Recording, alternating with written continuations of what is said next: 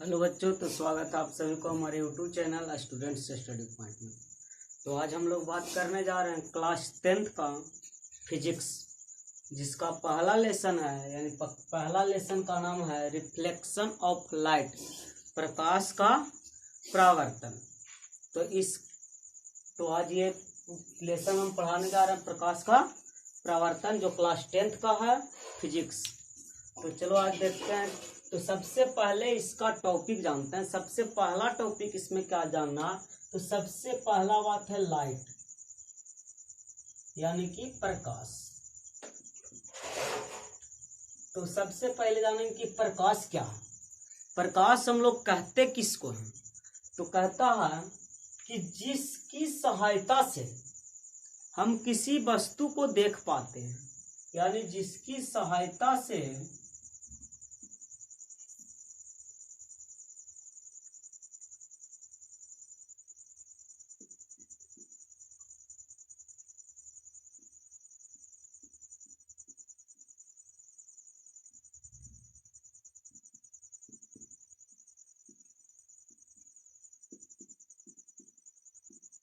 कहता है क्या कि प्रकाश क्या, तो प्रकाश कहता है कि जिसकी सहायता से हम किसी वस्तु को देख पाते हैं उसे हम क्या कहते हैं, तो प्रकाश कहते हैं। कहता है इसमें प्रकाश की बहुत सारे मतलब इस लेसन में पढ़ना है, प्रकाश से रिलेटिव बहुत सारे चीज पढ़ना है। तो चाहे सबसे पहले जान गए कि प्रकाश क्या है। तो प्रकाश, तो जिसकी सहायता से हम किसी वस्तु को देख पाते हैं उसी को हम प्रकाश कहते हैं। अब कहेगा कि प्रकाश स्रोत क्या है। प्रकाश स्रोत, प्रकाश स्रोत का मतलब हो गया कि जैसे बल्ब हो गया, मोमबत्ती हो गया, लाइट हो गया, मतलब बहुत सारे ऐसे चीज हो गए जो प्रकाश स्रोत। प्रकाश स्रोत का मतलब हो गया जिसके माध्यम से, जिस माध्यम के द्वारा प्रकाश का निष्कासन हो, मतलब जो भी वस्तु जो प्रकाश उत्सर्जित करे उसको हम क्या कहेंगे, प्रकाश स्रोत कहेंगे। जो भी वस्तु हमको प्रकाश दे उसे हम क्या कहेंगे, तो प्रकाश स्रोत कहेंगे। यानी कि जैसे हो गया टॉर्च हो गया, सूर्य भी हो गया, बल्ब हो गया, ऐसे बहुत सारे इसका एग्जाम्पल मिल सकते हैं। फिर कहता है इसमें कि किरण पुंज किसको कहेंगे। किरण पुंज, बात करते हैं किरण पुंज के बारे में। तो किरण पुंज जो है वो क्या है, तो किरण पुंज, किरण मतलब जो हो गया प्रकाश, जो यहाँ जैसे ये सूर्य का प्रकाश है, यहाँ से जब इससे लाइट जब निकलती है, ये क्या निकल रहा है, लाइट निकल रहा है। तो कहता क्या है कि प्रकाश का किरण पुंज किसको कहेंगे, तो जब किरणों की समूह को हम लोग क्या कहते हैं, किरण पुंज कहते हैं। मतलब कि जब एक साथ बहुत सारे किरण का निष्कासन हो किसी भी प्रकाश स्रोत से, तो इसको हम क्या कहेंगे, किरण पुंज। यानी प्रकाश के किरणों के समूह को क्या कहा जाता, तो किरण पुंज कहा जाता। किरण पुंज हमें 3 प्रकार के होते हैं। किरण पुंज कितने प्रकार के होते हैं, तो 3 प्रकार के होते हैं। सबसे पहला किरण पुंज क्या होता है, तो अपसारी किरण पुंज होता है। अपसारी,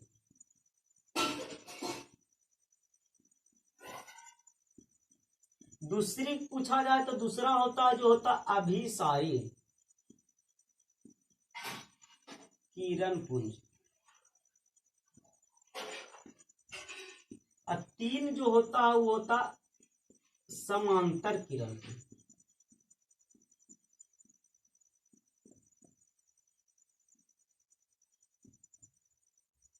क्या होता है, समांतर किरण पुंज।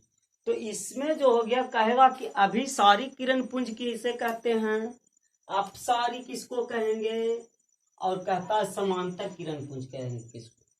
तो अपसारी, अपसारी किरण पुंज का मतलब होता है बाबू कि जब प्रकाश की किरणें एक बिंदु से निकलकर, प्रकाश की किरणें एक बिंदु से निकलकर फैलती हुई जाती है, इस ढंग से जाता है, मतलब फैलता हुआ चला जाता है, तो इसको जो कहेंगे बाबू हम क्या कहेंगे, तो अपसारी किरण पुंज कहेंगे।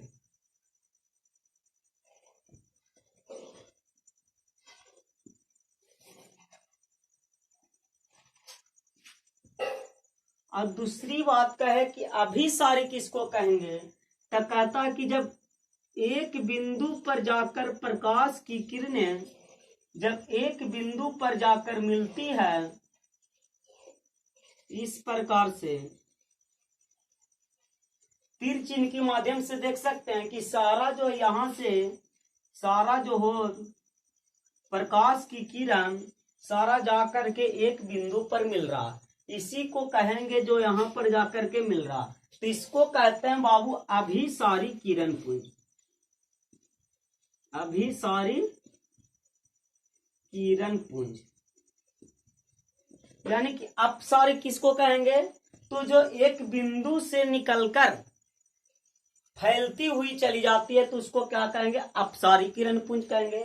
अभिसारी किरण पुंज किसे कहेंगे, तो जब एक बिंदु पर जब प्रकाश की किरणें एक बिंदु पर जाकर मिलती है तब उसको हम लोग क्या कहेंगे, अभिसारी किरण पुंज।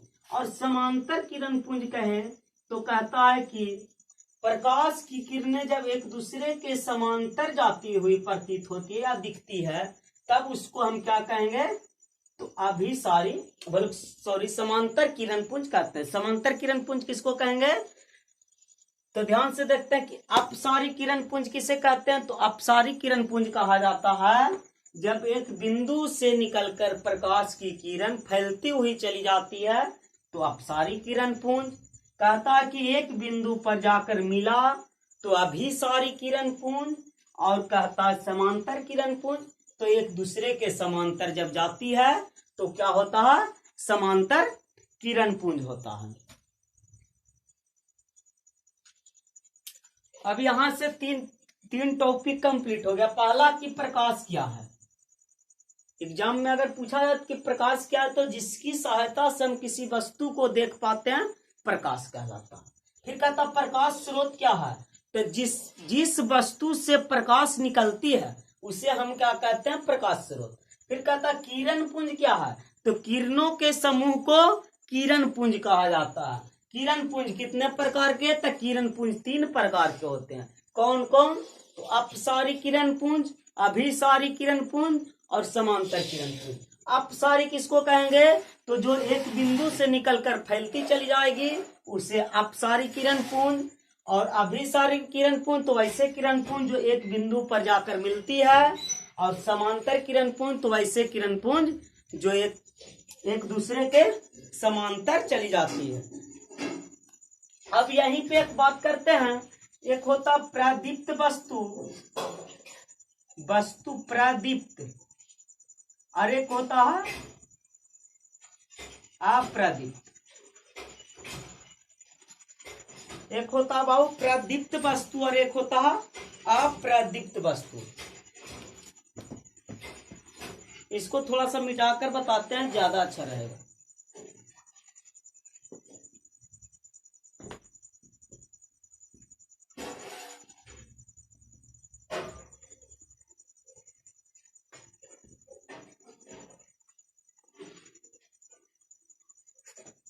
वस्तु भी 2 प्रकार के होता है, एक होता प्रदीप्त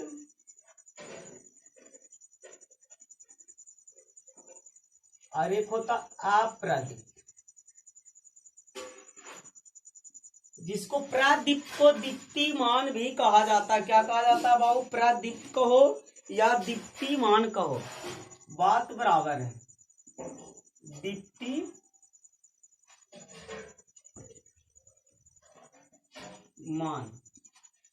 और इसको कहेंगे अप्रदीप्त तो अदीप्तिमान। तो चलो देखते हैं कि प्रदीप्त क्या है। तो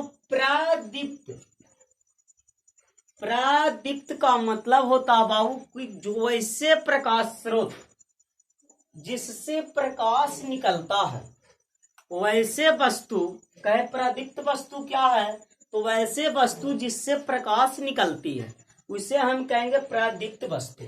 यानी कि जो इससे प्रकाश निकलते है उसे प्रदीप्त वस्तु कहते हैं। जैसे हमारा हो गया टॉर्च, मोमबत्ती, बिजली का बल्ब, ये सब क्या हो गया, प्रदीप्त हो गया। लेकिन कहा जाए कि अप्रदीप्त वस्तु किसको कहेंगे, तो अप्रदीप्त का मतलब होता है बाबू कि जिससे प्रकाश नहीं निकलता उसको अप्रदीप्त कहते हैं। मतलब जो दीप्तिमान नहीं हो बाबू, तो अप्रदीप्त का मतलब हो गया जैसे लकड़ी हो गया, ईंट हो गया, पत्थर हो गया, कॉपी किताब, ये सब से प्रकाश निकलती है तो नहीं निकलती है। तो ये सब जो हो गया अप्रदीप्त वस्तु का उदाहरण हो गया। एक कहता है बाबू प्रकीर्णन। प्रकीर्णन, प्रकीर्णन किसको कहते हैं बाबू?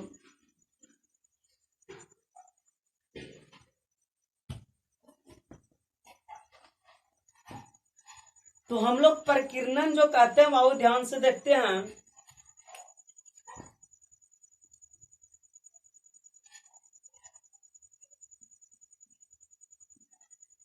ये हो गया प्रकीर्णन। प्रकीर्णन कहता किसको है? ये एग्जाम में बहुत ही इंपॉर्टेंट क्वेश्चन एग्जाम में पूछे जाते हैं। और प्रकीर्णन कहते हैं बाबू जब प्रकाश की सूक्ष्म कण, कहता जब प्रकाश की सूक्ष्म कण किसी वस्तु पर पड़ती है, प्रकाश की सूक्ष्म कण किसी वस्तु पर पड़ती है तो वे कुछ मतलब प्रकाश के कुछ अंश को मतलब अपने में ले लेता है और बाकी जो बचते हैं, बचे हुए अंश को अपने से चारों ओर विस्तृत कर देता है, मतलब फैला देता है। तो उसको हम क्या कहेंगे? प्रकीर्णन। प्रकीर्णन किसको कहते हैं बाबू?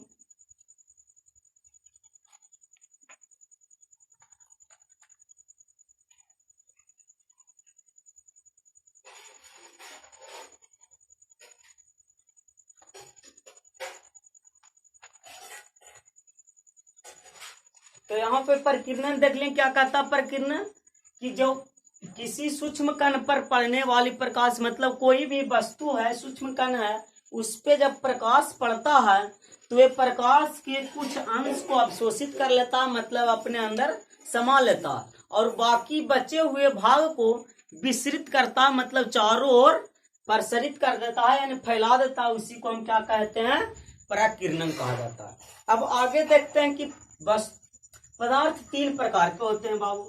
प्रकाश लाइट के आधार पर पदार्थ तीन प्रकार के होते हैं। एक होता पारदर्शी पदार्थ और एक होता है अपारदर्शी पदार्थ, एक होता पारभासी। एक पारदर्शी, एक अपारदर्शी और एक पारभासी पदार्थ होता है। ठीक है, तो आप ध्यान से देखते हैं बाबू, ये तीनों के बारे में समझते हैं।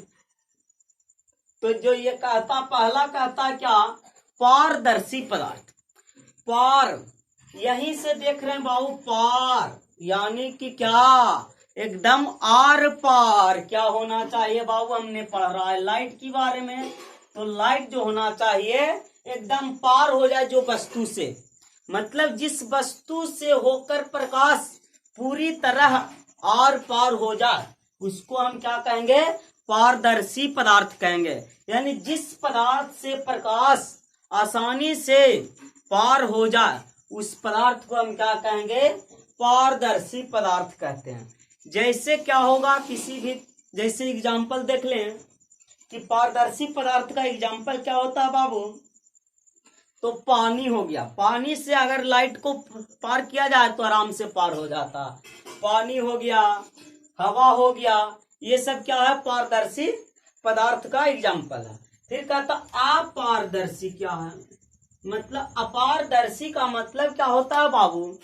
कि जो वैसे पदार्थ जो प्रकाश को अपने से होकर पार नहीं होने दे, मतलब वैसा पदार्थ जो प्रकाश को अपने से होकर पार नहीं होने देता है, तो उसको क्या कहते हैं? उस पदार्थ को अपारदर्शी पदार्थ कहते हैं। इसका मतलब क्या हुआ पारदर्शी पदार्थ का?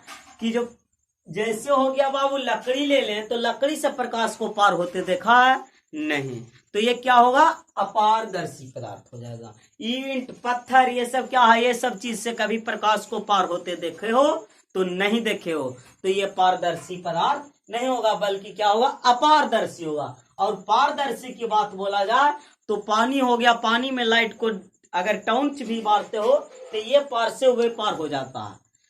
तो पानी हो गया, हवा हो गया, ये सब क्या हो गया? पारदर्शी पदार्थ हो गया। ये अपारदर्शी हो गया, ईंट, पत्थर, लकड़ी, फिर कहता पारभासी पदार्थ क्या है, एक पारभासी भी है।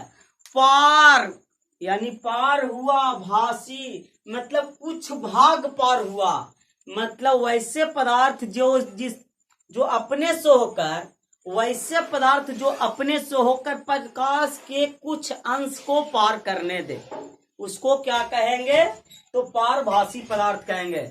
कि वैसे पदार्थ जो अपने से होकर प्रकाश के कुछ अंश को पार करने दे, उसको हम क्या कहेंगे, तो पारभासी पदार्थ कहेंगे। ध्यान से समझेंगे बाबू। पारदर्शी क्या है, तो अपने से होकर दम आसानी से प्रकाश को पार होने दे जो भी पदार्थ, उसको हम कहेंगे पारदर्शी। अपारदर्शी जो अपने से होकर प्रकाश को पार होने नहीं दे, उसे अपारदर्शी। और पारभासी की बात किया जाए तो पारभासी किसे कहेंगे, तो जो अपने से होकर प्रकाश के कुछ अंश को पार होने दे, उसे हम कहते हैं पारभासी। यहां तक हो गया कंप्लीट। तो अब चलते हैं, जो लेसन का नाम है वही चीज को आज पढ़ना शुरू करते हैं। तो लेसन का जो नाम है वो क्या है, प्रकाश का परावर्तन। ये सब तो प्रकाश के बारे में ज्ञान हो गया, लेकिन अब जानना हमको है कि प्रकाश का परावर्तन।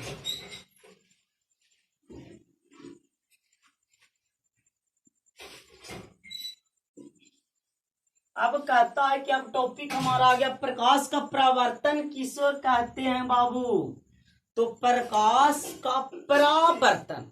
परावर्तन का मतलब हो गया बाबू की लौटना, और प्रकाश का मतलब तो जान ही रहे हैं।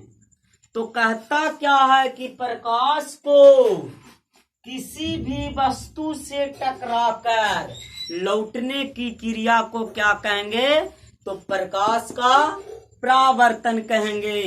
प्रकाश का परावर्तन किसे कहते हैं बाबू, तो प्रकाश को किसी वस्तु से टकराकर लौटने की क्रिया को प्रकाश का परावर्तन कहा जाता है, यानी रिफ्लेक्शन ऑफ लाइट कहा जाता है बाबू।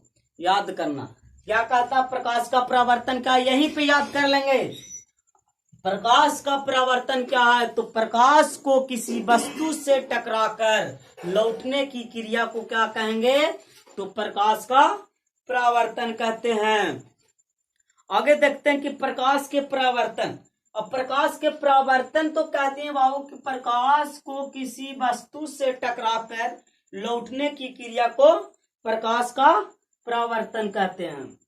अब कहता कि प्रकाश के परावर्तन का नियम क्या है, इसको थोड़ा सा और आगे स्टेप बढ़ा दिया जाए तो कहता प्रकाश के परावर्तन का नियम क्या है, तो प्रकाश के परावर्तन का जो नियम को कह दे, जैसी कह दे प्रकाश का परावर्तन सिर्फ बोले तो कहना प्रकाश को किसी वस्तु से टकरा कर लौटने की क्रिया को प्रकाश का परावर्तन कहते हैं। जो लिखा रहे हैं आराम आराम से सुनकर कॉपी में नोट्स कर लें, ये दम एक नंबर नोट्स बनेगा बाबू। हम परिभाषा लिखाते हुए बात कर रहे हैं। फिर कहता है फिर कि प्रकाश के परावर्तन का नियम क्या है। अब पूछेगा प्रकाश के परावर्तन, पूछा तब तो बता दी, पूछ दिया उसी में लगा दिए नियम। तो क्या कहेंगे कि प्रकाश को किसी वस्तु से टकराकर, प्रकाश किसी वस्तु से टकराकर जिस नियम को पालन करते हुए वापस लौटती है, तो उस नियम को हम क्या कहेंगे, तो प्रकाश के परावर्तन का नियम कहते हैं। मतलब प्रकाश के परावर्तन का नियम क्या है, तो प्रकाश को किसी बिंदु से नहीं, किसी वस्तु से टकराकर, प्रकाश किसी वस्तु से टकराकर जिन नियमों के पालन करते हुए वापस लौटती है, उन नियम को हम क्या कहते हैं बाबू, तो प्रकाश के परावर्तन का नियम कहते हैं। एक बार ध्यान से लास्ट सुनेंगे। तो प्रकाश को किसी वस्तु से टकराकर जिन नियम का पालन करते हुए वापस लौटती है, उन नियम को हम क्या कहते हैं, तो प्रकाश के परावर्तन का नियम कहते हैं। अब देखते हैं प्रकाश के परावर्तन के नियम। तो ध्यान से देखते हैं बाबू, ये हो गया एक दर्पण ले लेते हैं।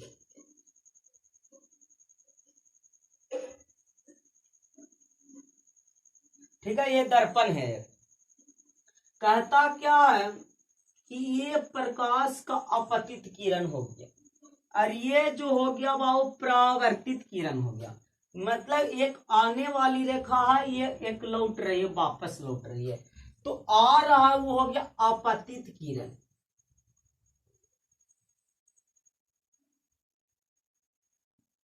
ये लौट रही है वापस, यानी परावर्तित किरण।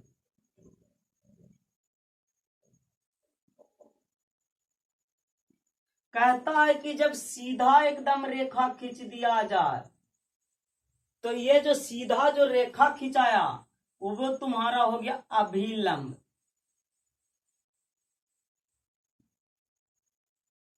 ठीक है। अब कहता कौची है कि ये दोनों के बीच जो एंगल बन रहा है, एंगल बन रहा है वो हो गया आपतन कोण।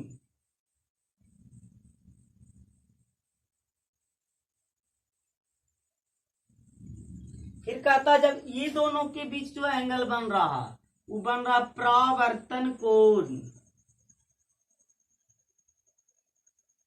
अब ध्यान से देखते हैं ये क्या है बाबू, ये तो दर्पण है। अब यहां से थोड़ा सा देखते हैं बाबू कि परावर्तन का नियम यही है बाबू।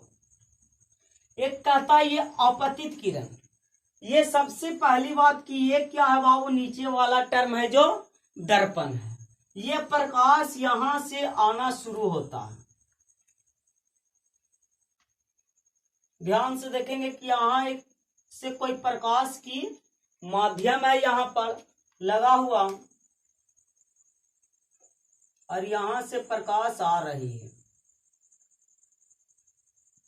ठीक है। तो कहता जो प्रकाश जो यहां से आ रही है, तो प्रकाश मतलब किसी भी प्रकाश स्रोत के द्वारा जो प्रकाश आती हुई है, तो आने वाले प्रकाश को हम क्या कहेंगे, आपतित किरण। और वापस दर्पण से टकराकर लौटने की क्रिया को हम क्या कहेंगे, तो परावर्तित किरण। और कहता है कि अभिलंब किसे कहेंगे, ये जो बिंदु होता है बाबू, इस बिंदु का नाम है आपतन बिंदु। इसको कहते हैं आपतन बिंदु। ठीक है। तो कहता क्या है कि अभिलंब पूछा जाए कि अभिलंब किसको कहेंगे, तो आपतन बिंदु पर खींचे गए लंब को क्या कहा जाता है बाबू, तो अभिलंब कहा जाता है। आपतन बिंदु पर खींचे गए लंब को अभिलंब कहते हैं। आपतन कोण की बात करें तो आपतित किरण तथा आपतन बिंदु पर खींचे गए अभिलंब के बीच जो कोण बनता है उसे हम आपतन कोण कहते हैं।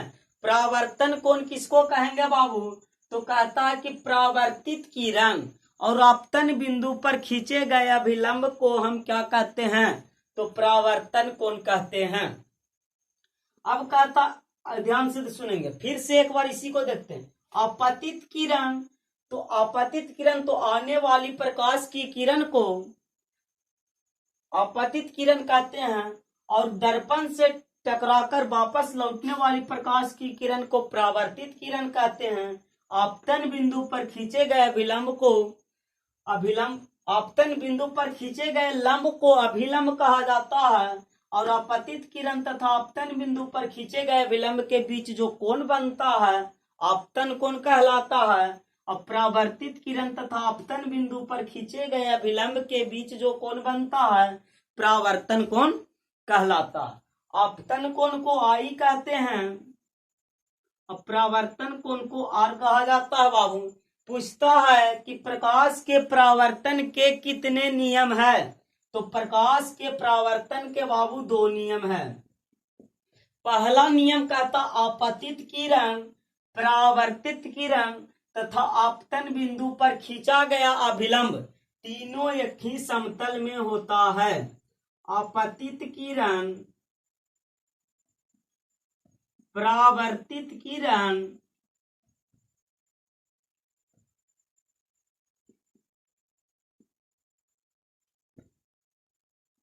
तथा आपतन बिंदु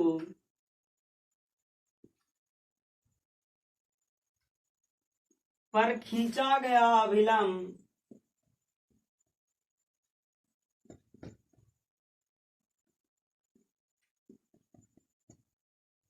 एक ही समतल में होता है।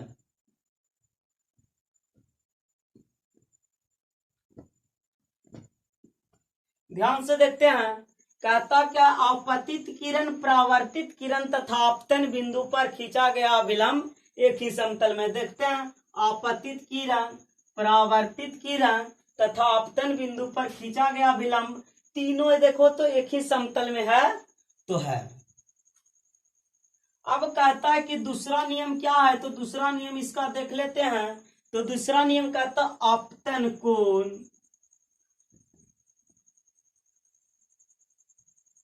आई तथा परावर्तन कोण आर बराबर होता है। यानी आई बराबर आर। अब क्या कहता है बाबू कि आपतन कोण और परावर्तन कोण बराबर होता है, यानी कि आई बराबर होता है आर के। ये बात ध्यान से सुनेंगे बाबू, जितना हम बताए हैं एकदम एक एक टॉपिक बता रहे हैं इस प्रकाश के परावर्तन से, और इसके दम एक एक टॉपिक को नोट्स बनाओ। नोट्स कॉपी बनाने में बहुत आसान होगा तुम लोग के। जितना बोल रहे हैं एक एक वर्ड हम लिखा रहे हैं, हर एक चीज की परिभाषा बता रहे हैं, प्लस में लिखा रहे हैं, तो उसे लिखते जाएं। अब यहाँ देखो, कहता कि ये समझ में आ गया। अब कहता प्रकाश के परावर्तन के कितने नियम है, तो प्रकाश के परावर्तन के 2 नियम है। और वो 2 नियम कौन कौन है, तो पहला नियम जो कहता हमारा क्या कहता है, तो आपतित किरण, परावर्तित किरण तथा आपतन बिंदु पर खींचा गया अभिलंब तीनों एक ही समतल में होता है। फिर कहता है दूसरा नियम कि आपतन कोण आई तथा परावर्तन कोण आर दोनों का बराबर होता है, यानी कि आई बराबर होता है बाबू आर का। ठीक है,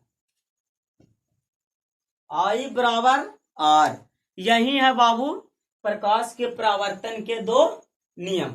तो चलो आज के लिए इतना ही रखते हैं, फिर मिलते हैं अगले वीडियो में, मतलब अगले क्लास में फिर इससे आगे बढ़ करके बतावेंगे, जिसमें आप लोग के पढ़ना होगा प्रतिबिंब के बारे में, कि प्रतिबिंब क्या है, प्रतिबिंब कितने प्रकार के होते हैं, उस प्रतिबिंब के बारे में जानेंगे। फिर बताएंगे कौन प्रतिबिंब कहाँ पर वस्तु रखेंगे, कैसा प्रतिबिंब बनेगा, किसका प्रतिबिंब कैसा बनेगा, ये सब अगले वीडियो में हम बताते हैं। तो चलो आज के लिए इतना ही काफी है। तो अगर वीडियो अच्छा लगा हो तो लाइक करें, शेयर करें तथा अपने दोस्तों को हमारे चैनल स्टूडेंट्स स्टडी पॉइंट से जोड़ें, ताकि ये सुविधा सभी बच्चों को मिल सके। जो YouTube चलाते हैं उसे फ्री में ये कोर्स अवेलेबल है। सारा क्लास 10th का है, प्लस 12th का, 10th और 12th का सारा क्लास तुमको दिया जाएगा इसी वीडियो पर। इसी चैनल पे तुमको 10th का भी पूरा कोर्स कराया जाएगा, प्लस 12th का भी पूरा कोर्स कराया जाएगा। साथ साथ में बीच बीच में 9th और 11th का भी क्लास इस पे चलते रहेगा। तो चलो आज के लिए इतना ही काफी है। वीडियो को ज्यादा से ज्यादा शेयर करें तथा हमारे साथ बहुत सारे लोगों को जोड़ें, ताकि इसका फायदा हो सके। Thank you so much. फिर मिलते हैं अगले वीडियो में। Bye bye, take care.